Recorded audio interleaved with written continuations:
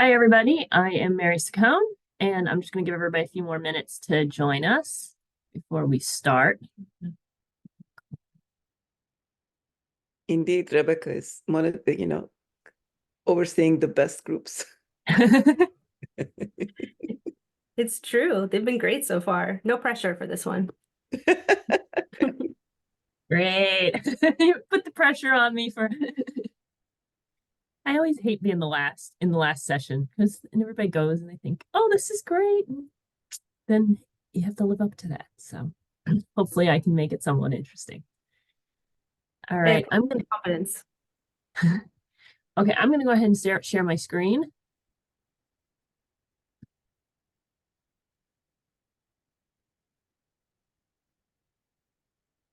Ooh.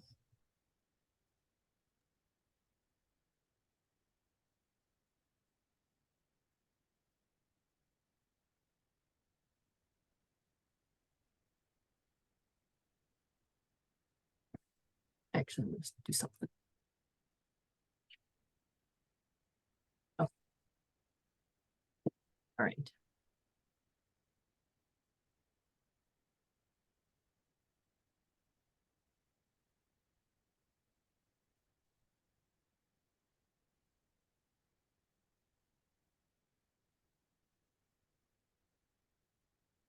Okay. I think I got it now. All right. I think I'll go ahead and get started. And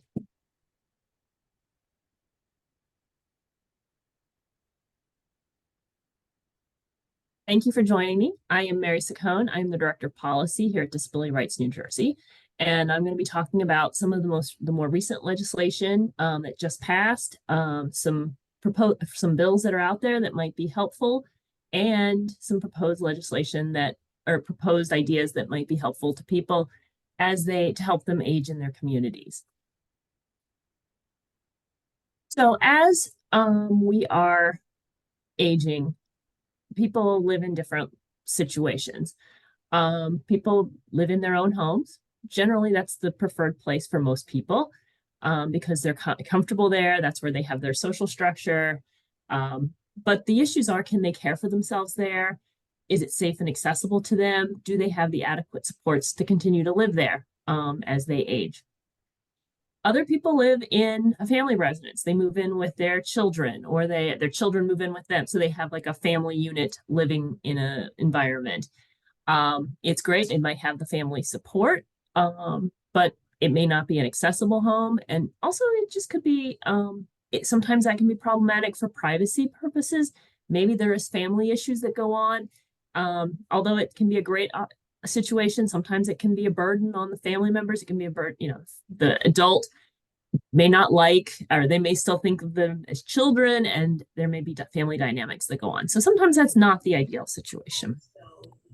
With the loss of that ability to drive, there's also people move into what they call assisted living. So sometimes when they're not, they need additional care and support. They decide, I'm going to move into an assisted living facility. I don't need full-time 24/7 care, but I need some help. It's a great way to maintain independence with some additional supports. There is a social structure because you're living in a community environment, but you still have your own privacy because you have your own apartment setting. But assisted living can be very costly. And a lot of times, as your needs grow, you may have to move out because the assisted living cannot meet those needs. And then there's the nursing home situation.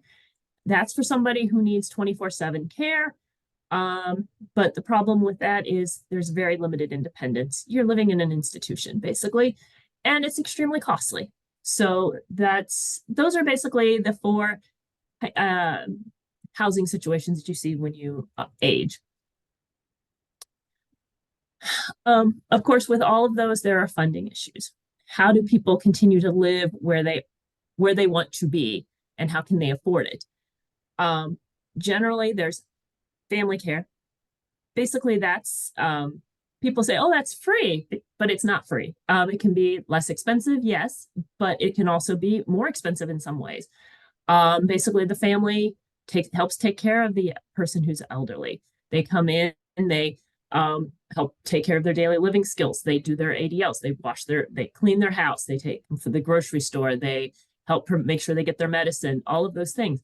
And I say it can be a burden on a family member. Some families members have to quit their own jobs to take care of their loved ones. So it can be extremely costly. And there's no funding coming from any place else to support that family member. Private funds, that's what you've saved up for retirement for. Unfortunately, that money for most people goes very quickly. Most people don't have the savings that they can to pay for these facilities. I have an aunt right now who is living in her home, but we have to have caregivers come in, and they're there for about 11 hours a day, and we're having to pay $30 an hour. Her money goes quickly. It does not last for very long. So it is very expensive. So the money can be depleted. Some people have long-term care insurance. That's a great thing if you have it. But for a lot of people, the premiums are too expensive to maintain or to pay for.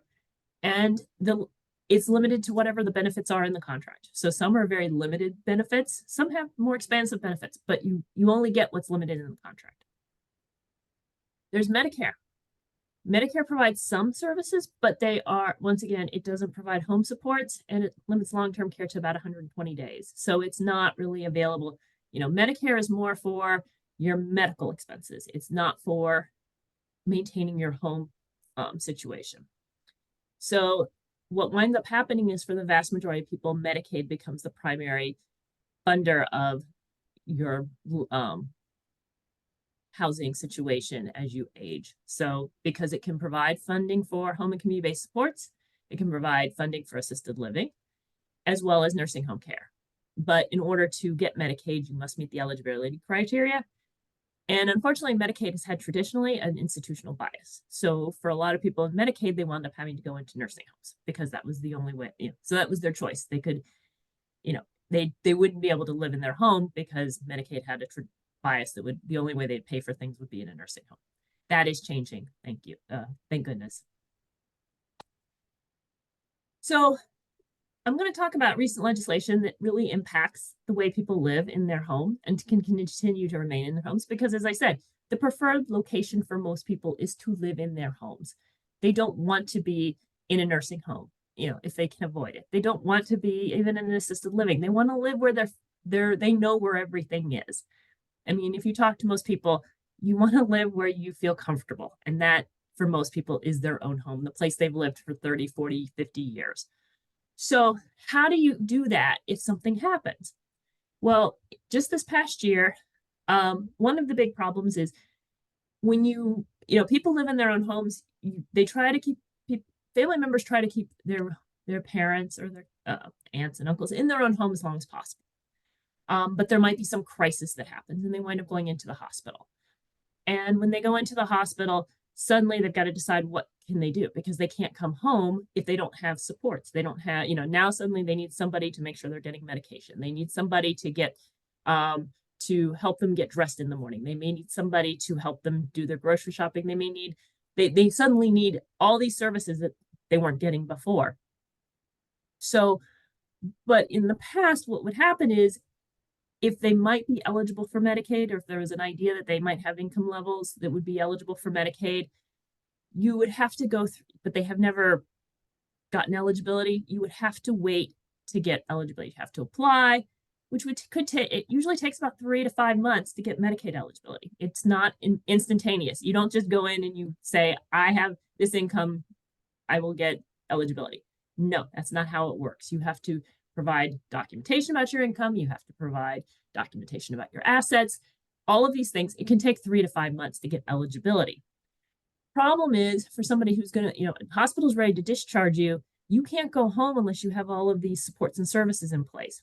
Home and community-based providers will not start providing services unless you already have Medicaid eligibility. So what would happen is, the only option you would have would be to go into a nursing home, which would be able to absorb your costs, knowing you're likely to get eligibility, and they can get reimbursed once they're done. Nursing homes have the ability to do that. Home and community-based providers do not have that. They don't have the ability to do that. So what this new legislation is doing is allowing people to be able to be determined presumptively eligible so that they could return home and get those home and community-based supports and services, such as personal care attendants to help them with their ADLs immediately. As soon as they get home, they can get those things in place. You have to be able to show that you're likely to have the income, that you meet the criteria, and there's a way to do that. But once you show that, you don't have to go through the whole eligibility process immediately. You just go ahead, they will show it to you. You'll be determined presumptively eligible, and your Medicaid eligibility will begin so you can get the services. You still will go through the full eligibility, and after 5 months, if you're determined you're not eligible, then you don't have to pay back for those services. You will lose them at that point because you're not considered eligible. But the reality is, in other states that have done this, most people that are determined presumptive eligible usually almost always are. There's very few that are not. So that's why this is usually it's been a good idea in other states, and New Jersey's finally agreed to do it. So now the problem is this isn't starting right away. The bill just passed, was signed into law in January, but DMHS has to get approval from the Centers of Medicaid and Medicaid Services, Medicaid and Medicare Services, CMS, and that can take a while. So they have up to 30 months to get the approvals and get it in place. So that's 2.5 years. So this is not going to happen tomorrow. It's not going to happen in the next year. It's going to take some time. But the idea is we've got this law now and we can move towards it so that people don't have to go into a nursing home immediately if they have a crisis situation where normally they would go into the hospital and then they would never return home again. They would go straight to the nursing home. So this is a way to keep people in their own homes. As I talked about earlier, one of the ways we fund people to live where they are is through family caregivers. Family caregivers are a huge source of the way we take care of our elderly. I'm sure you've known somebody who has a parent, as I say, an aunt and uncle, that you do things, you provide all this assistance for, that you don't get paid for. You just do it because they're your parents. So you take care of them. You pay for things for them. You do all of these things to help them. So, but there's these unpaid family caregivers are the backbone of our elderly assistance in this country, but they're unpaid. So one of the proposed legislations out there is the Caregivers Assistance Act. It's a way to try to help family caregivers so that they can continue to do this. Because it is such an important part of how we take care of the people, our loved ones who are elderly. So it is currently, there's a bill in the Senate and the Assembly. It's called Caregivers Assistance Act, and it's A-1581 in the Assembly and S-2303 in the Senate. And it provides a gross income tax credit for certain expenses paid or incurred for care and support of a qualifying senior family member or an individual with a disability. Last session, it was reported out of committee, but it was never posted for a full vote. So it's had some movement in the past. We're hoping maybe we can get some more movement. It needs a little more effort, I guess. But it's a good, it's out there. It's an idea to try to help those family caregivers, because the problem is family caregivers, they get burned out and they may not be able to afford to help take care of the parents. And if the minute that they can't do that additional support, then the government winds up having to come in, because usually it's Medicaid. So it's going to cost the state money regardless. So if you can give those family caregivers a little bit of extra money to help them, these elderly, that might prevent them from having to go onto Medicaid to get services through Medicaid. So that's an idea that's out there. And as I say, it's been a good, as I say, it did have some movement in the last session. I don't know what the prospects are in this session. I know that the budget's a little tighter this year, so it may not move as quickly, but it's out there. Now here's some legislative ideas and out there as well to help people so that they can get those home and community-based supports through Medicaid. One of the ideas is raising or removing Medicaid access limits. Currently, under the Affordable Care Act, you can get Medicaid with up to age 65, and there are no asset limits. You just meet the income limit, which is 138% of poverty, federal poverty level. You can be eligible for Medicaid under the Medicaid expansion. Unfortunately, that ends at 65. At 65, you fall back into the asset limits for New Jersey family care, which so the elderly have to go through a whole asset verification system paperwork. So they have to fill out asset verification paperwork, and they have to meet the asset requirements in order to be eligible for Medicaid. So there are there's different eligibility programs for Medicaid, and each one has a different asset limit. So this is another problem because, you might be eligible under one, but that's not the one you would qualify for. It becomes very confusing. So the asset limits for New Jersey Medicaid, aged, blind, and disabled is $4,000. The asset limits for the long-term services and supports is $2,000. So it's even less for long-term services and supports, which for a lot of people who would want to live in their home, that's the program that they might want to be under so they can get a lot of access to a lot of home and community-based services. But the last element, of course, is only $2,000, which is very low. And then in order to get to get into the Medicare Savings Program, which is another program which in turn talks about it's $9,090. So New Jersey has actually already removed asset limits for one of its programs, the workability program, but you have to actually be working. Although they've removed the age limits for that. So if you still got a job at 70 or 75, you might qualify under workability. But for most people, they probably do not. So it's just this is a way to make it easier for people to become eligible so that they can get the services and supports. As I said, the problem is and to do these asset limits, there's a huge administrative burden, both on Medicaid and on the individual, to provide all this documentation about all their assets. So it doesn't really serve a big purpose, but it is out there, but it is required. And so you have to fill out all this paperwork. Other states have significantly raised asset limits, such as New York, Florida, Nebraska, and South Carolina. And then some states have completely removed the asset limits altogether, and that is Arizona and California. So there is movement across the country to remove these, partly because on the government side, it is such an administrative burden to check out, to follow up on all these asset verification forms. So that's one way to try to help people get access to eligibility so that they can get the long-term services and supports, so that they can remain in their community. Another idea, again, is to try to get individuals eligible for Medicaid so that they can get access to these long-term services and supports, so that they can also get access to home and community-based services to be able to stay in their homes.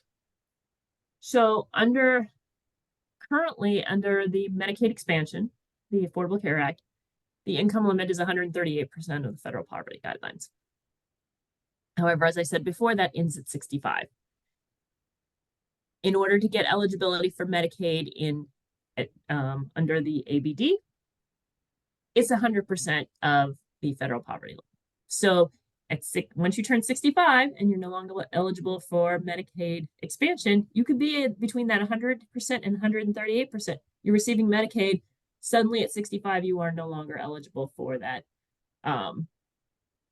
You are no longer eligible for that Medicaid because you are above 100%. So there's a coverage gap. Now, MLTSS has a much higher income, but in order to be so it's 300% of federal poverty line. But you must meet a skilled nursing facility level of care. And as I said before, it has a lower asset limit test. It's only $2,000. So it does not necessarily help in certain circumstances. Now, if you are a skilled nursing facility level of care and you have significant nursing medical issues, then you might be able to be eligible for MLTSS, but you have to prove that, and that's a clinical determination. So to get the eligibility, there's a lot of work that might have to go into that. Now, California and New York have both increased their income limits for their ABD program to basically at least. So it is being done across the country, and this is a way to increase access to HCBS.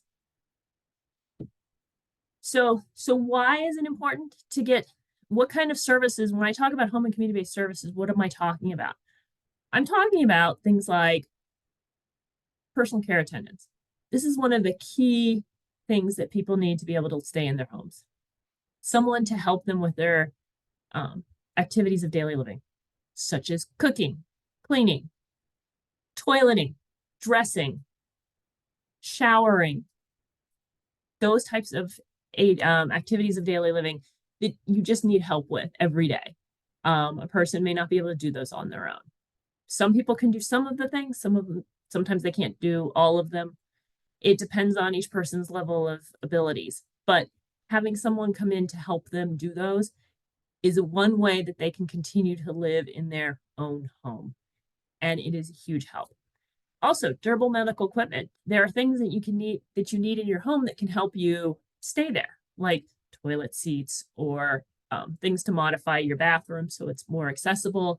You know, you may need a specific type of bed. There are a lot of things there to help people continue to live in their home to make it accessible.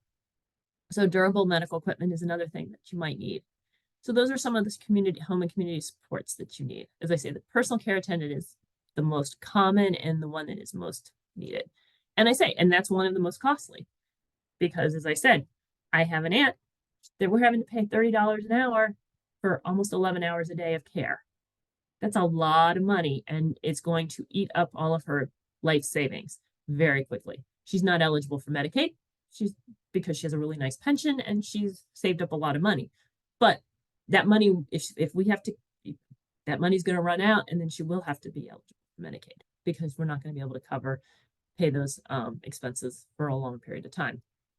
So that's but Medicaid provides that. So that's a way to be able to stay in the home. Okay, I'm going to stop my share. And are there questions? Does anybody have any questions?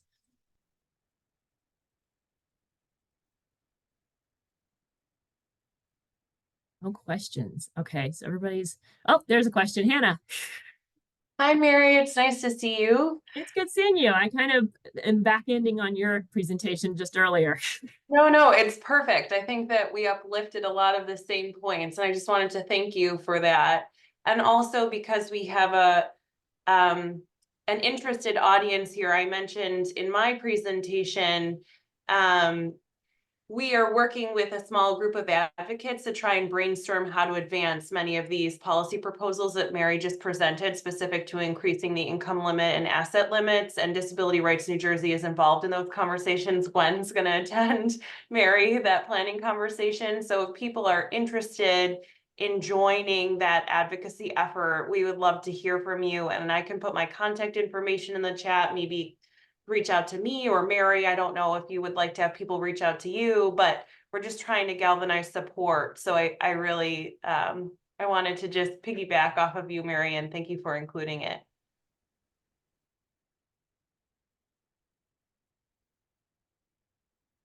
Okay, other questions?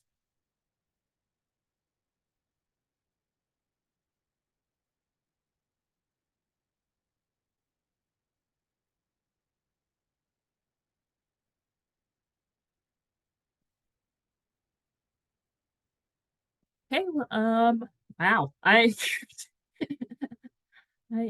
I have another one. If no one's, I'm happy to fill space for us if no one has a question. I just wanted to bring up something for us all to consider regarding the presumptive eligibility piece that you spoke about. Presumptive eligibility is really key to getting people Medicaid coverage. It's the first step to expediting access to Medicaid. But there is a second step, and that second step is the service piece. People need to be assessed for services. The services need to be put in place. That can also be a delay that hinders access to home and community-based services. So something that we are interested in seeing New Jersey implement is something called provisional plans of care. And this would be a standard set of home and community-based services that would be available to anyone who is found presumptively eligible. So immediately someone would have access to services to really expedite that process and reduce an individual's likelihood of being placed in a nursing facility while they're waiting for coverage in the community. So just something for us to be thinking about as we, as an advocacy community, are engaged in this implementation process, that it's not only receiving Medicaid coverage, but it's also that services piece.